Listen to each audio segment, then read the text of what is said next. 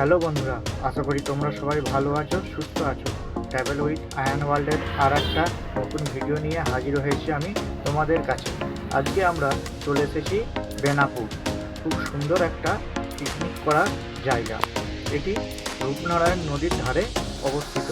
তোমরা আসতে পারো একদিনের জন্য পিকনিক করতে এই বেনাপুরে। আমরা এখন চলে এসেছি রূপনারায়ণ নদীর পাড়ে। তোমরা দেখতে পাচ্ছ সূর্য অস্ত যাচ্ছে, এখন সন্ধ্যার টাইম, আর কুয়াশার কারণে উপরটা ভালোভাবে দেখা যাচ্ছে না। কত সুন্দর লাগছে এই জায়গাটা। দেখো জলের ধাক্কায় কীরকম হাইগুলো ধসে গেছে নিচে, দেখো। আর মাঝখানে বড় জায়গা, ফাঁকা মাঠ। এই মাঠে তোমরা এসে পিকনিক করতে পারো। খুব ভালো লাগবে তোমরা এখানে আসতে।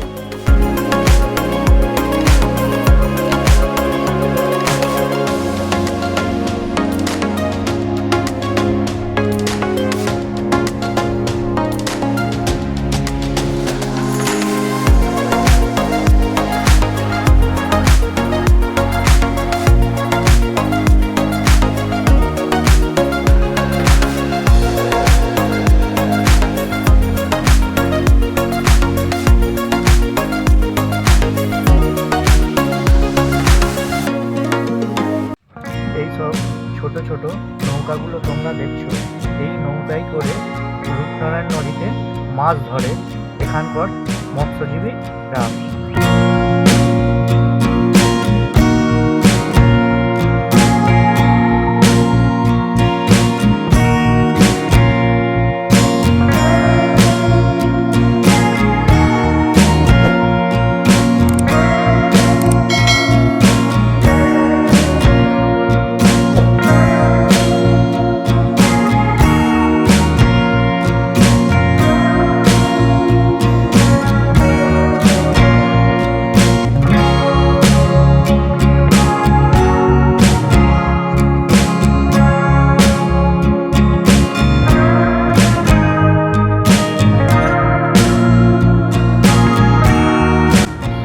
কুয়াশার কারণে নদীর উপারটা স্পষ্ট দেখা যাচ্ছে না, আর সূর্য অস্ত যাচ্ছে।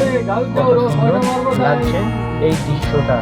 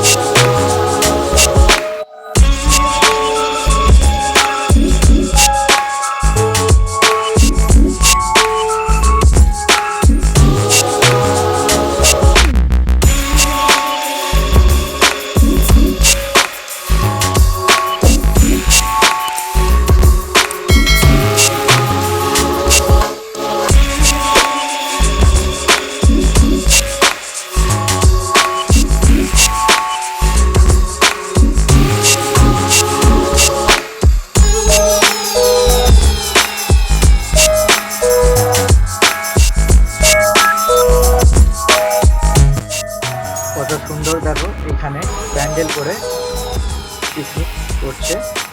তোমরা চাইলে এখানে এসে প্যান্ডেল করে পিকনিক করতে পারো, বা কোনো যদি প্রোগ্রাম রাখো তাও এখানে করতে পারো। খুব সুন্দর জায়গা এখানে।